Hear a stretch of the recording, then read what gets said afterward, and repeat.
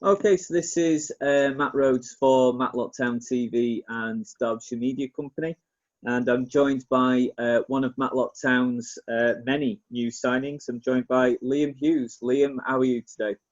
Yeah, very well, thank you. It's good to be able to have a chat with you today. So, Yeah, I'm glad I've managed to get you just before you've joined the golf course. yeah, to be fair, I haven't been in ages, and it was kind of a last minute thing. But the weather's not great. But I thought, you know what, gets you out of the house and keeps you busy, doesn't it? Yeah, absolutely. Yeah.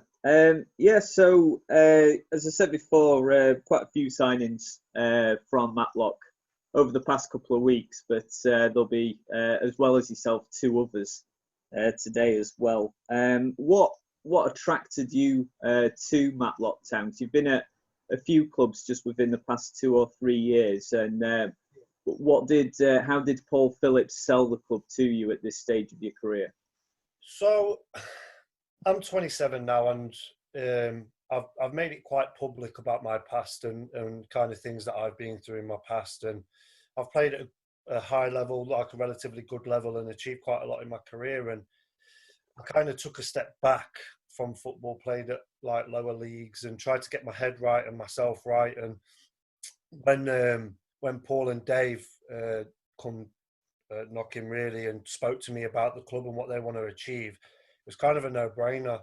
It kind of matches with my ambitions and what I hope to achieve and kick on again.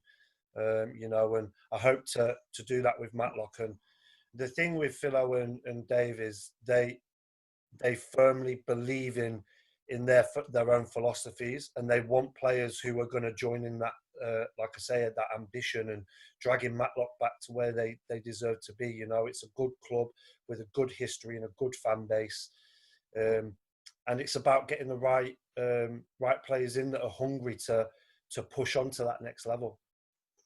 Yeah, and you mentioned there, as well as Paul Phillips, Dave Wild, the club's assistant manager.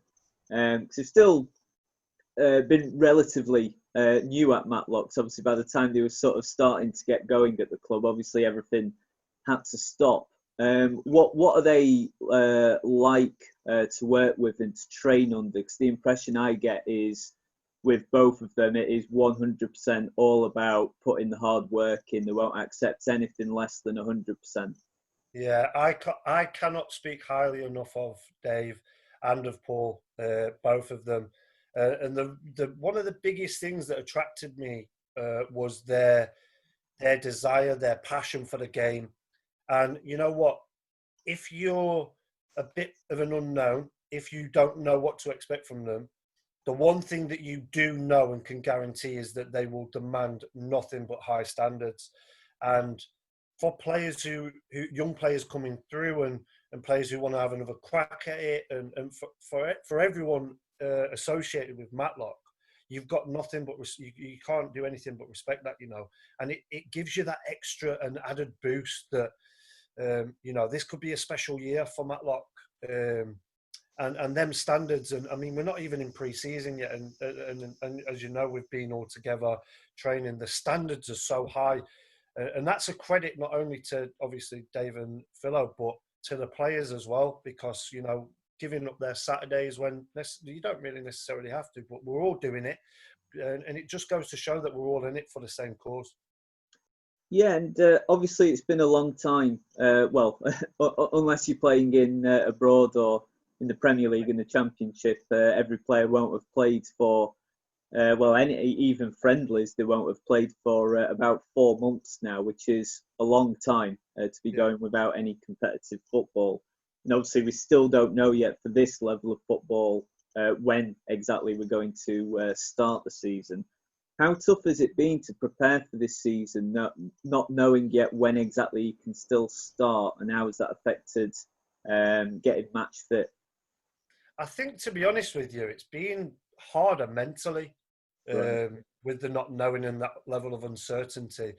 I think it's relatively easy to keep yourself ticking over, and that's going back to individual players. I mean, coming back and the fitness levels have been excellent. Like, everyone's put the graft in, and you can see that they've been ticking over. So I think it's relatively easy to keep yourself ticking over physically, getting out and doing little bits, you know. Um, I think it's harder mentally with, like I say, that uncertainty and not knowing. But when you don't know, all you can do is keep chipping away at it, you know, and keep making sure that when that date does come through, that we're 100% ready and raring to go. And I think it's been a long time coming, you know, that players are starting now to be rare. They're raring to go. They want the season to be announced. They were excited to get back into pre-season. And I think looking back over my career, especially like um, playing at like Cambridge and for Inverness, like you dread pre-season a little bit, and it comes round really quick. So it's kind of been a blessing in disguise that we've had this time to recuperate and to have that little bit of downtime, you know, because now players are hungry.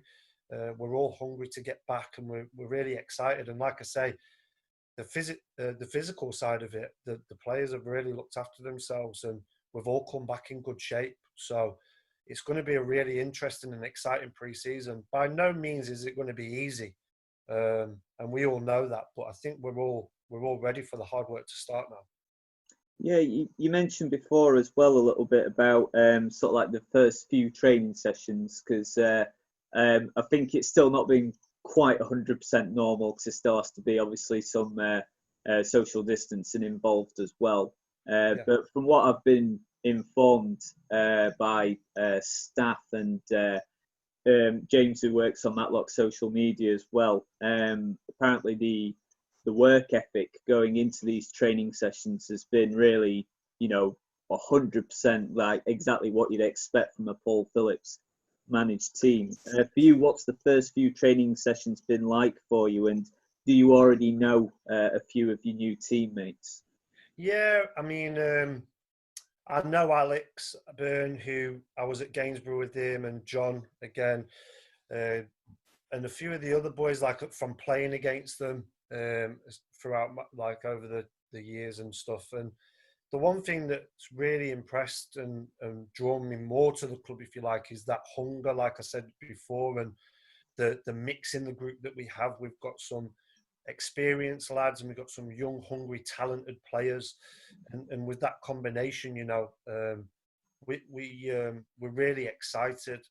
And like the first couple of training sessions, you could see that will to win and that desire and that passion there, matched with Philo and Dave. You know, it's that combined is what makes us such a good unit. And like I say, we're not even in pre-season yet, and the finer details will come, you know, and how Paul and Dave see us playing and etc. But in terms of where we're at this moment, I think that we perhaps have surpassed what even Paul and Dave might have imagined that would be like. Okay, and for those, for any Matlock Town fans not familiar with yourself, if you're a new name to them, can you just sort of describe what kind of player you are, what's your strengths, and what fans can expect to see from you on the pitch? Yeah, well, I'm 6'3", can play anywhere down the spine of the team, so anywhere central. I like to get forward. I like to get on the ball, get in the box and score goals. I'm physical. I like to put my weight around, but I've got experience. You know, I've played at quite a number of levels now and clocked up quite a few appearances. So I'll be like level-headed, mind on the pitch, that I've been in successful dressing rooms and had experience of promotions from higher levels. So hopefully can help the younger ones through. And like I say, that given is the work rate. You know, I'm going to give 110% for when I'm on that field, and when I'm off the field, you know, I train as I play, and I like to win. I've got that desire to win by any means, you know, and I think a lot of the players in the group share the same. But yeah, the hard work, dedication, desire is kind of what I bring to the group.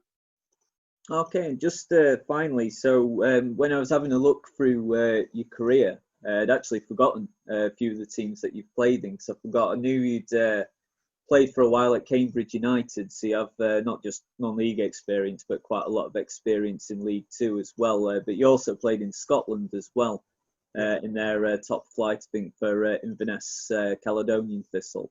Yeah. So it's quite an interesting career that you've had. At this stage of your career, what would you say are your long-term goals with Matlock Town? And because you've played for a few clubs within the last 2 to 3 years, are you looking for the move to the Gladiators to be one that provides a bit more stability at this stage of your career? Absolutely, and I think that word stability is something that any player like strives for, stability, but ultimately success. I've come here to be successful. I want us to get promoted. I want to have another promotion on my CV with Matlock. Go again and go as far as I can with them. I don't see this as a short term. I see this as a long term fix now. And I'm 27 years old, and I want to be back in the Football League. And I hopefully want to progress through that ladders with Matlock. Okay, awesome. Well, thanks for your time, Liam. I'm sure Matlock Town fans will be very interested to hear what you've got to say there. And they're not short on content today because I've got 2 other interviews lined up as well. So I'm a busy man today. But yeah, thanks for your time, Liam. Enjoy yourself on the golf course. Don't injure yourself, and we'll see you soon. Yeah, take care. Thank you for having me. Cheers.